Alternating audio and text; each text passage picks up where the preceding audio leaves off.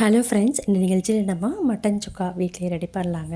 1/4 kilo அளவுக்கு mutton எடுத்து உப்பு, மஞ்சத்தூள், இஞ்சி பூண்டு பேஸ்ட்டு எல்லாத்தையும் போட்டு நல்லா கிண்டி எடுத்துடலாம். அதுக்கடுத்து கொஞ்சமாக நல்லெண்ணெயை ஊற்றி நம்ம குக்கரை லாக் பண்ணி ஒரு 4-5 சவுண்ட் வர வரைக்கும் விட்டுடலாங்க. அதுக்கு தகுந்த மாதிரி நம்ம மல்லி, மிளகு எல்லாத்தையும் போட்டு நல்லா சோம்பு போட்டு வறுக்கலாம். அதுக்கடுத்து கிராம்பு, பட்டை வத்தல் அதையும் போட்டு நம்ம காரத்துக்கு தகுந்த மாதிரி நல்லா வறுத்து ஆற விட்டுறலாங்க.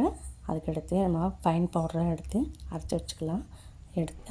எண்ணெயை நல்லா காய வச்சுட்டு நல்லெண்ணெய் தாங்க ஊற்றணும். அதுக்கு கடுகு பருப்பு, வெங்காயம் போட்டு நம்ம அரைச்சி வச்சுருக்க பவுடரையும் போட்டு உப்பு போட்டு நல்லா பிரட்டிடலாங்க.